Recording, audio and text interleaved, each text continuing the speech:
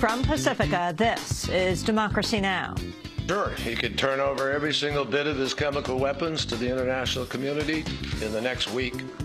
Turn it over, all of it, without delay, and allow a full and total accounting for that.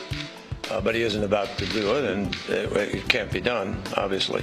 As President Obama prepares to address the nation, Syria accepts a Russian initiative to put its chemical weapons under international control. Could the move stop a U.S. strike? We'll host a debate on how to resolve the Syria crisis. Then the other 9/11. 40 years ago, September 11, 1973, the U.S.-backed Chilean General Augusto Pinochet overthrew Chile's democratically elected president, Salvador Allende. That day, he died in the palace. We'll speak with Allende's closest advisor, Juan Garces. Allende walked Garces to the palace exit before it was bombed and told him to tell the world what he had seen. Garces later led efforts for Pinochet to be arrested and tried. We should remember that Chile was in the 70s, beginning of the 70s, the most democratic country in the Spanish-speaking world, Latin America and Spain and Portugal included.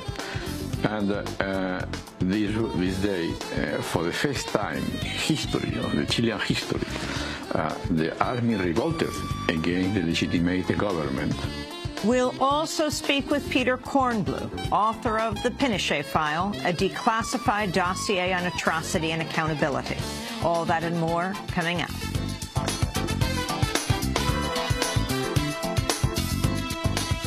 Welcome to Democracy Now!, democracynow.org, The War and Peace Report. I'm Amy Goodman. The Syrian government's accepted a proposal by Russia to surrender its chemical weapons to international control, potentially nullifying U.S. rationale for launching strikes on Syria in order to deter chemical weapons use.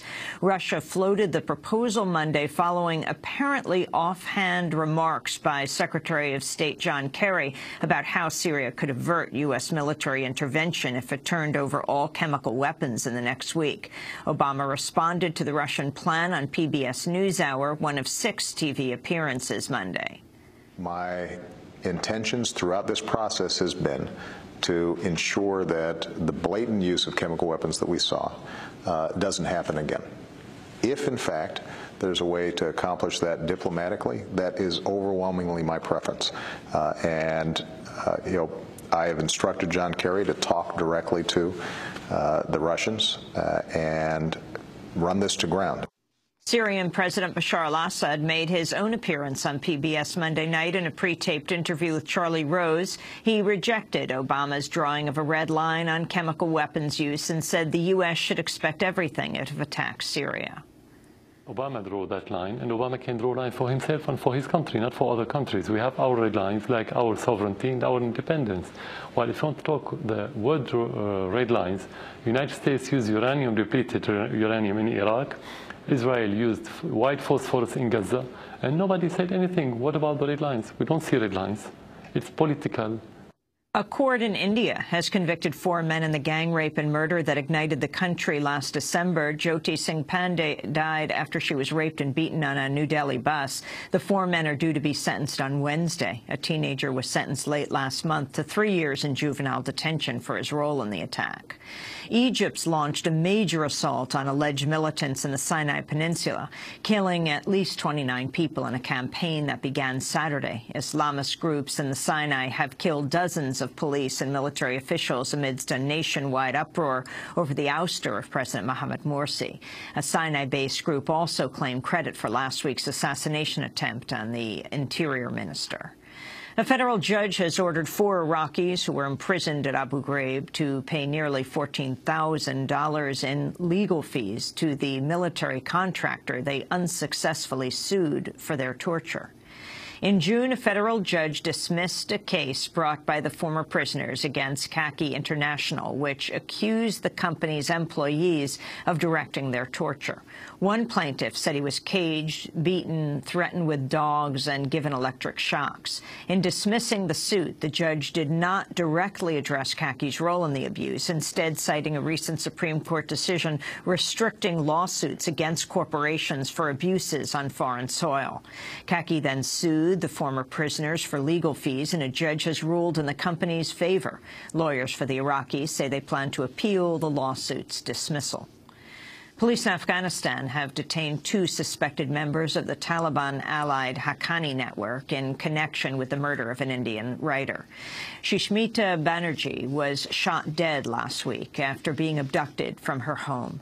Her memoir about escaping Taliban-ruled Afghanistan was made into a hit Bollywood film. Banerjee later returned to Afghanistan, where she worked as a midwife. Her death is the latest in a string of attacks on women in Afghanistan. Newly revealed documents show how the United States is stopping people at the border in order to search their electronics without a warrant or proof of wrongdoing. The documents released as part of a settlement with the ACLU relate to the case of David House, a supporter of whistleblower Chelsea Manning, formerly known as Bradley Manning, who had his electronics seized at a Chicago airport when he returned from Mexico in 2010. It turns out U.S. agents had been waiting months for House to leave the country so they could conduct the search. House described what happened on Democracy Now! In 2011.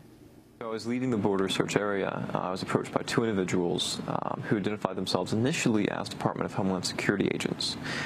These 2 individuals told me I was compelled to surrender all my belongings, including my electronic belongings, so my computer, flash drive, cell phone, video camera. It took 45 days for the government to return House's computer. They later admitted he was innocent of any crime and vowed to destroy their copies of his data. Facebook and Yahoo filed lawsuits in the Secret of Foreign Intelligence Surveillance Court Monday, seeking permission to disclose information about requests for user data they received from the government. Google and Microsoft, meanwhile, expanded on similar suits they filed in June. The suits may be aimed at improving the company's public image, following a series of reports about how Internet firms comply with government requests for user information. The U.S. bars the companies from even discussing the existence of such requests. Officials at Johns Hopkins University have backed off from their demands for a well-known cryptography professor to remove a post critical of the National Security Agency from university servers. The university claimed the post linked to classified material, but it actually linked to government files already published by the New York Times, ProPublica, and The Guardian. After Professor Matthew Green tweeted about the event and removed an NSA logo from the post, the university backed down. The Applied Physics Laboratory at Johns Hopkins works closely with the NSA, which is headquartered in nearby Fort Meade, Maryland. A federal appeals court in Washington, D.C. heard arguments Monday in a case that could shape the future of Internet access. Verizon is challenging rules issued by the Federal Communications Commission, which protects so-called net neutrality by forcing Internet providers to give consumers equal access to all content, regardless of the company's own business interests. Internet freedom groups say the rules defend against corporate abuses and help preserve an open Internet. On Monday, a majority of judges appeared skeptical of the FCC's authority to impose the rules. A decision is likely months away. George Zimmerman was taken into custody in Florida Monday following a panic 911 call from his wife, Shelley, who told the dispatcher Zimmerman had assaulted her father and made threats with a gun. He's in his car, and he continually has his hand on his gun, and he keeps saying, "Step closer." He's just threatening all of us with his firearm. And he's going to shoot us. Okay. He punched my dad in the nose. My dad has a mark on his face. I saw his glasses were on the floor. He accosted my father and then took my iPad out of my hand and smashed it and cut it with a pocket knife. I don't know what he's capable of. I'm really scared. Shelley Zimmerman filed for divorce last week. Police said she later denied seeing a firearm and opted not to press charges. The incident comes less than 2 months after George Zimmerman was acquitted in the fatal shooting of unarmed African-American teenager Trayvon Martin last year. The Des Moines Register reports Iowa has been granting permits to carry guns in public to people who are blind. According to the report, Iowa law prevents the denial of gun permits based on physical ability. Officials in several counties said they'd issued gun permits to residents with severe visual impairments, including some who could not read the application form. The head of a local school for the visually impaired told the paper, quote, "Although people who are blind can participate fully in nearly all life's experiences, there are some things, like the operation of a weapon, That may very well be an exception. New Jersey Governor Chris Christie has signed a new law requiring law enforcement agencies from other states to inform New Jersey officials before spying on its residents. The measure was spurred by revelations the New York City Police Department conducted sweeping surveillance on Muslims in New Jersey, Pennsylvania, and Connecticut. A county in Montana has shut down funding for a clinic that provides health care to mostly low-income women. Commissioners in Ravalli County voted Friday to refuse $50,000 in federal funds to operate the county family planning clinic, which provides birth control, annual exams, and other services to roughly 400 women who will now see those services cut off at the end of the month. Some commissioners said they objected to the fact that minors could receive health care under the program without their parents being notified first. Former CIA Director David Petraeus has begun his post as a visiting professor at the City University of New York. Petraeus directed troops in Iraq and Afghanistan before leading the CIA until an extramarital affair forced him to resign last year. Protesters confronted Petraeus on his first day of class.